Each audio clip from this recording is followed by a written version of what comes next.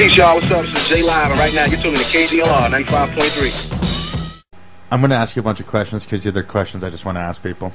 Because I'm really high right now, people, so deal with that. That's how we do it. All right. If you could have one superpower, what would it be? 80. It would be telepathy, absolutely. Not just for me, but the other side. Yeah.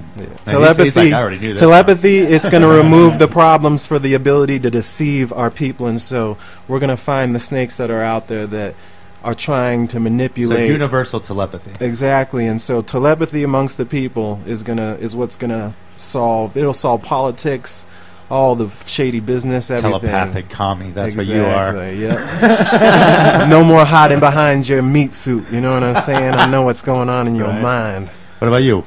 You bastard. I was about to say psychic powers, basically the same thing. Right. Well, since I don't want to pose, I'll say omnipresence, but it can almost be the same thing. Fair enough. All right. Now, do you guys believe in 2012 doomsday prophecies? I believe in today doomsday prophecy. 2012 is the future, and all future is open to change, and so I don't hold anything as a constant, as a solid that can't be changed through quantum physics. Quantum physics says there's the potential for multiple realities, and I'm going to focus on the most positive reality I can and acknowledge my ignorance to the past and the future, because I don't know what's coming, and to claim we know the future it's a silly thing. And so more than claiming the future, I set my intention and try to decide what I want 2012 to look like. I don't know if planet Nibiru's coming in or the Nephilim are returning or any of this, but nice. I do know what my intentions will be no matter who I face in 2012. It's going to be to represent the freedom movement, to represent love, conscious progression, and the understanding that whether I'm dealing with a gray alien, a Anunnaki, or another human being that I don't understand, that on a quantum physics level that we're one at the lowest vibration and the highest vibration. And so it doesn't make sense to attack your roots or to attack your branches just because they're separated from you in this third dimension. And so whatever diversity we're facing, I hope that we as a community embrace it with intelligence and progression and love and patience, you know, all the good things over fear and resistance, that kind of stuff. That is awesome. Nice answer. Yeah.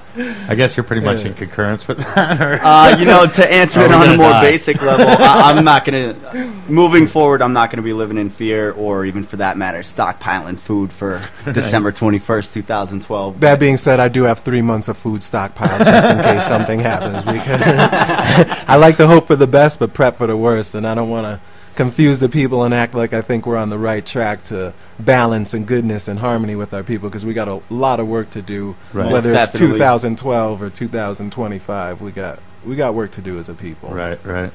Now, have you or anyone you known ever had a life-changing hallucinogenic experience? I'm going to let you answer that one for sure, because I've heard the story, and I don't mind hearing it again, so I will plead the fifth, but that being said, I will say that I've eaten a lot of hallucinogens, and my new line, L25, my Einstein, you know what I'm saying, is because I've seen God through psychedelics, and that is definitely what's transformed my life to where I am. Before, I investigated with psilocybin, cubescence, L25, any of the derivatives of the beautiful LSD that's out there.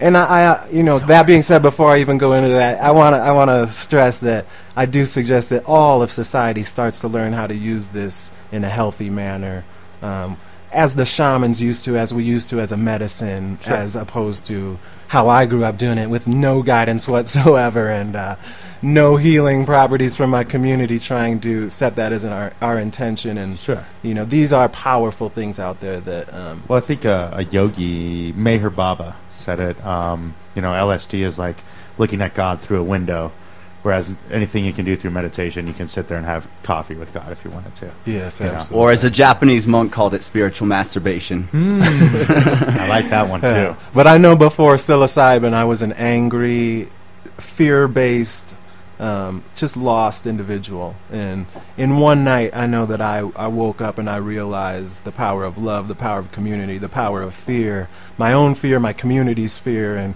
especially being a male in this society. I grew up very machismo. I grew up Sure. a fighter. You know, I grew up Sure. in a hard community, and so it made me realize the errors of my ways. Even though I'm still in Babylon, I still need to find my path in this. It Sure. gave me a much clearer direction of what my intention was, which is not being oblivious when you're afraid, you know, to what your real fears are, as well as what your strengths are, which isn't any way that we grew up in. In one night, I had all of my misconceptions shattered, you know what I'm saying, by something that was outside of me. That being said, I do believe everything I experienced that night you can experience naturally, and that's been my ongoing goal ever since. That's why I came out to Colorado from Milwaukee, is because I was on seeking a quest for a new reality, a new community, and a new way of expressing myself. Or as Alan Watts says, once you get the message, hang up the phone. That's a good way to put it.